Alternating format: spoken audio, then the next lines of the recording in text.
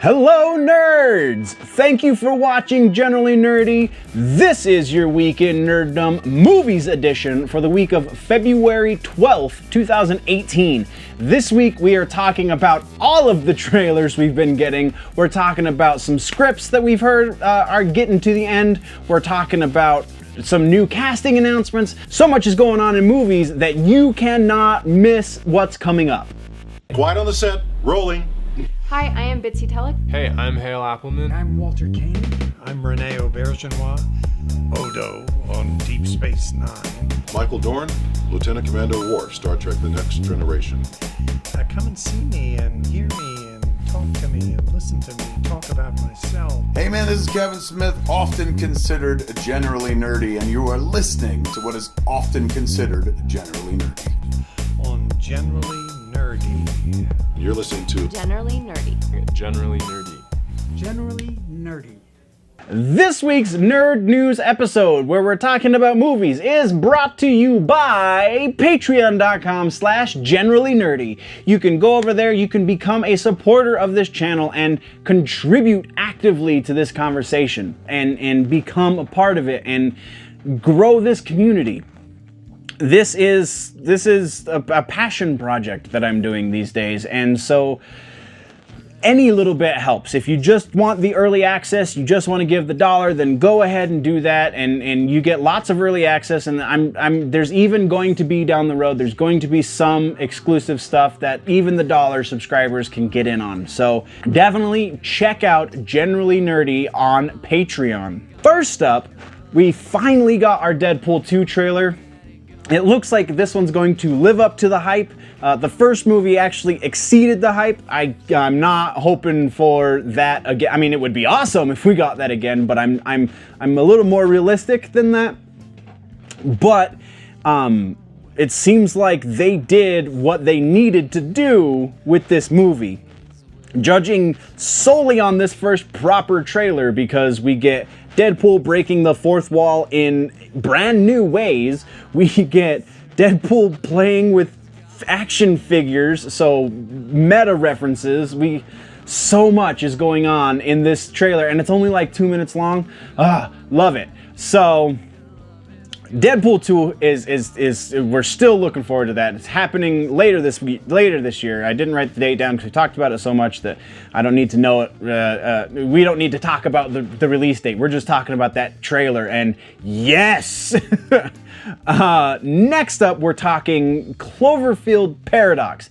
Now, we talked in the TV episode this week a little bit about trailers, so let's get into a little bit more about trailers right now, since we're going to be talking about quite a few trailers today. Oh no, we're talking about 2 trailers today. Yeah,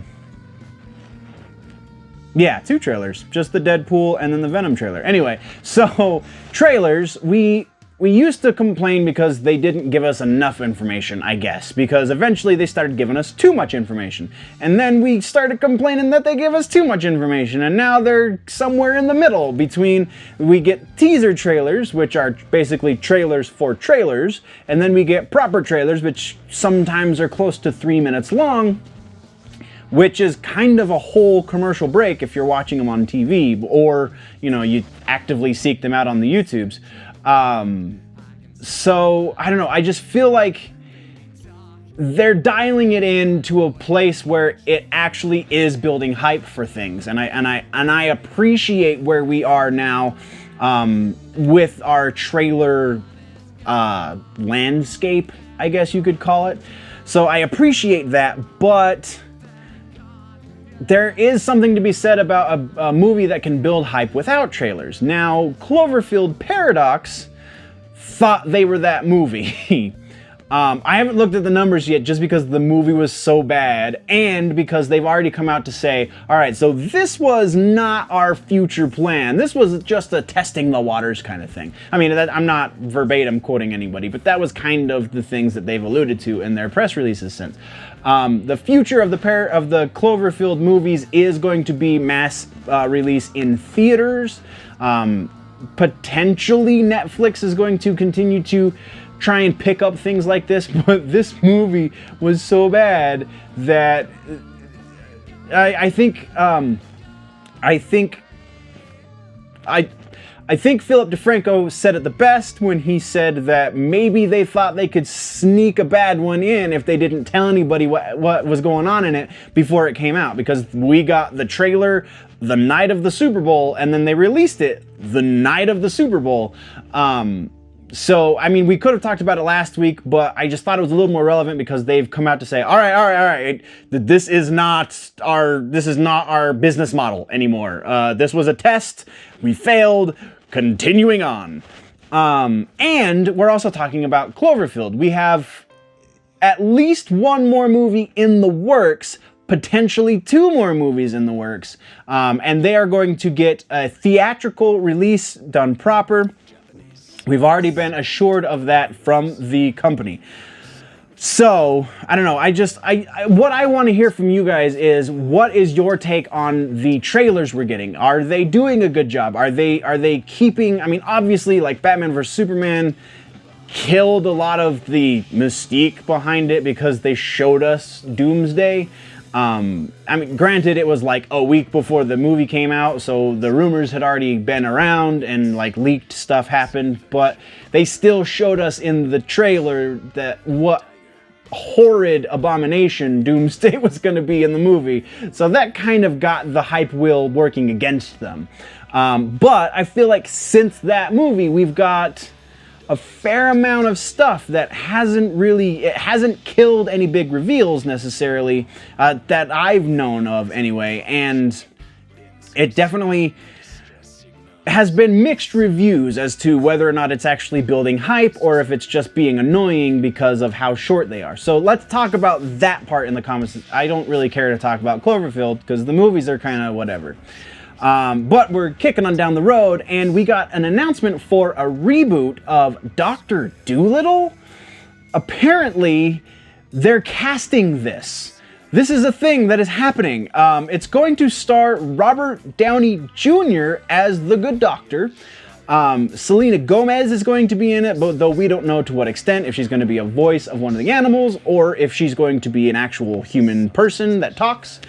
We don't know that. It was undisclosed at the time of going to film. Martin Sheen is going to be a character named Mudfly. We haven't heard much from Papa Sheen for a while, so that's very interesting. And then Antonio Banderas is going to be a pirate named Rasuli. So that has me thinking all kinds of weird things, like, is it going to be some sort of weird period piece, or I don't get it. I don't understand why, you felt like you had to change up the Eddie Murphy movies, because they were pretty great, but that's kind of whatever. But also, like, why is there a pirate? I would hope we're going to figure that out before it comes out, but maybe not. I don't know. I'm not working in Hollywood. But then we also got Emma Thompson, Tom Holland, yes, Spider-Man, and Ralph Fiennes are going to be confirmed, going to be voices for some of the talking animals. So, I don't know. This is just a really weird one that I want to throw over to you guys. Is this a thing that needed to be rebooted? Do we care about Dr. Dolittle? Those Eddie Murphy movies were pretty funny back, I mean, moderately funny at least. So, I don't know. I'm tossing this one over to you guys. Let's discuss. Next, though, we're talking Nightwing. We've talked about Nightwing a couple of times, how it's going to be a lot of practical effects, how there's going to be a lot of physically demanding bits for the actors.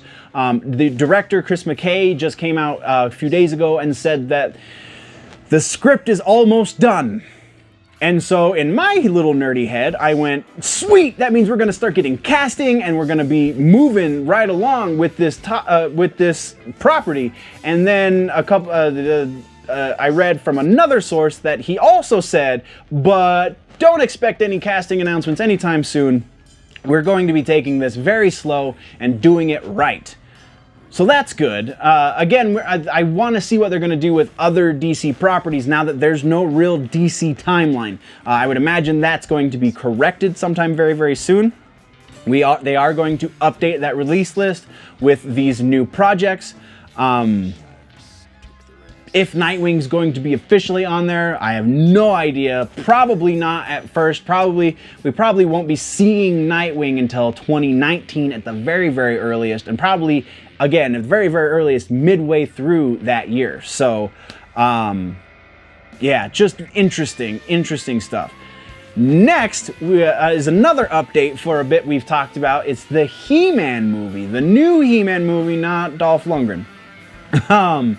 So David S. Goyer, who helped do the Nolan trilogy, who helped do a lot of DC superhero movies, is also the one who wrote the script. We've covered this bit. It turns out that he is not going to be the director like we were theorizing last time we talked about this. He is going to stay a part of the project in multiple ways. First, obviously, he wrote the script. Second, he's staying on as a producer, but that means they're looking for a director. And that also means that the script is done enough that they're going to start doing casting very, very soon. And the studio, Sony Studios, has come out and alluded, they haven't specifically said, but they've alluded that approximately December 18th of 2019 is their goal release date, premiere date, whatever you want to say. So if they're trying to release it in a year, about a year and a half, I guess, a little over a year and a half, then they got to get jumping on some casting and who's going to be He-Man. Is it going to be John Cena? Because apparently he's in everything these days. So yeah, very interesting. Definitely going to be keeping our tabs on this movie. Moving on to the next bit, we're talking Lobo. I know I'm going to be a little bit late to this party because I've already actually chimed in on Facebook, which, by the way, facebook.com/generallynerdy or @generallynerdy if you want to find me up there. But I've seen the memes, I've seen all of the things, but apparently, and I hope this doesn't actually happen, apparently Warner Brothers is talking to Michael Bay to direct Lobo. They're gonna make the Lobo movie, which is kind of, for those of you that don't know, Lobo is kind of DC's version of Wolverine, kind of. The deal is not finalized yet, so please, nerds, don't freak out too much until this has been solid set in stone. From what I understand, contracts have not been signed, though he has already started doing consultation on potential scripting and casting, so it looks like it's headed this way.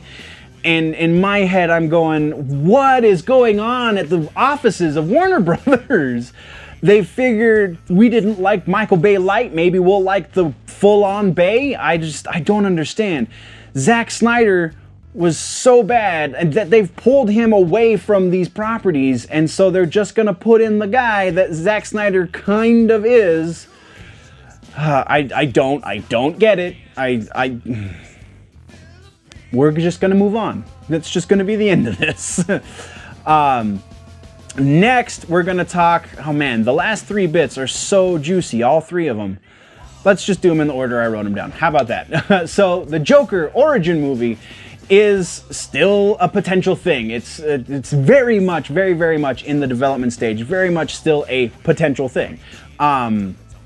Joaquin Phoenix, so let's take a step back.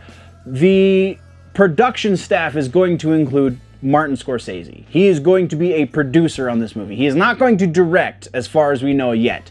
I don't believe they have announced a director, but they were originally talking about Leonardo DiCaprio as the Joker in this origin story, not Jared Leto. Jared Leto is still going to be the Joker in some DC movies, specifically the Suicide Squad 2 movie, which is going to be a thing, sadly. But for whatever reason, maybe the Leo thing was just a rumor, maybe Leo turned it down, who knows. Leo apparently is out of the picture, and they have approached Joaquin Phoenix. And they have unofficially approached Joaquin Phoenix because he knows people that are part of the production team somehow, and they said, hey, so this is open, would you be interested? And he said yes. This is actually the third time he's been kind of considered for a DC role. I can't remember the other two, but I feel like that would also be an interesting Joker. I feel like I would prefer, of the two, I would probably prefer Leonardo DiCaprio Joker. just because, I don't know, dude, Joaquin Phoenix is a great actor. I just feel like DiCaprio would be a better fit for the role, but I could very well be wrong. So in the announcement of this, I read a line that has me a little more optimistic for this movie, and I'll read you the line. So it says that the movie is going to, and I quote, delve into what it took for the Joker to become a mastermind criminal, unquote. And it's also apparently going to take place, oh no, it's still quoting, I'm sorry. I'm still quoting, and take place in the 80s, now unquote. So it's not going to be an origin. We're not, from just judging off of that one line of text, it's not going to be, this is who the Joker is. It's going to be, there's this new guy in town who calls himself the Joker, and it's before he's, so they're not going to ruin the origin of the Joker. This is just going to be young Joker, Joker year zero kind of thing. So that has me very much excited for this movie. The little bit of trepidation I had before, because it was supposed to be an origin story, is washed away by that line. It's still trepidation, just not as much. How about that? And as far as Joaquin Phoenix, no official negotiations have even begun. So that probably means that they're still working on scripting, they're still working on a lot of pre-production stuff. They're not to the casting stage yet. Once they get to that stage, then they're going to be in official talks with Joaquin Phoenix to be the Joker and how much he's going to get paid to do so, and so on and so forth. So, but he said yes, and they unofficially asked him, so we are very likely going to be getting a Joaquin Phoenix Joker origin movie. Next is also a bit of really juicy news. It was just announced this week that we are going to get another series of Star Wars movies. Now, the operative word here is series. They did not say trilogy, so that is an indeterminate number of movies. At least 3, probably more, possibly more. I guess there's no probabilities in this. But Star Wars, we are getting D.B. Weiss and David Benioff. So the guys who do Game of Thrones are set to do a series of Star Wars movies. I saw one thing when I was doing the research for this that was speculating perhaps we're going to get our first R-rated Star Wars movie from these guys. I don't see that happening.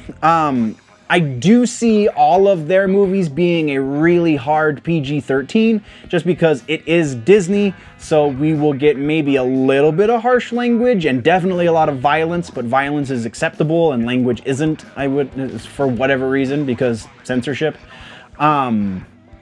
So yeah, this is really exciting because we all know the kind of work that they do on Game of Thrones. We know that, yeah, sure, the last season was pretty meh, but still one of the best shows on television, and it's one of the highest rated shows on television. And it's not going to be a Skywalker Saga series, it's going to be their own series. So we have Rian Johnson getting his own trilogy, and the Game of Thrones guys getting their own series. So the future for Star Wars looks fantastic. And then we're gonna kick on to our last bit of news this week, is the Venom trailer. You know you've seen it, let's talk about it right now. This is what we were talking about with teaser trailers. This is just a teaser. It's like maybe a minute and a half long, and it's Tom Hardy running through a building and going crazy inside of a CAT scan machine. So you see the ooze, we see the spaceship crash, so there is a lot of homage to the source material. We are getting that tribute paid to our source material, but the big question still remains to be seen. Are we going to get a Spider-Man like we are supposed to in this movie? Because to take that element out of Venom's origin is to completely change the origin of Venom. The reason Venom has spider-like capabilities is because he bonded with Spider-Man first. Because the symbiote bonds with Spider-Man, that's its first exposure to creatures, to living things on this planet, and that's how it creates its identity, is based off of its first host. And if Spider-Man isn't his first host, then there's no, it just doesn't make sense. There's no connection there. So it doesn't answer any questions, it just builds a little bit of hype. And that is where we're going to end this week's movies episode. What did I miss? What should we talk about next week? Let me know, guys, in the comments down low. If you want to go deeper, though, into this conversation, jump over to the website, generallynerdy.net. You can find all kinds of freebies and all the social media links up on the website. Again, generallynerdy.net. If you are new to the channel, click the subscribe button. If you like this episode, click the like button. If you are running behind on your nerd news and you need to catch up, click or tap to that box right there to the left of my face if you are watching on the YouTubes. If you're not watching on the YouTubes, you got to go to the YouTubes and then click the box.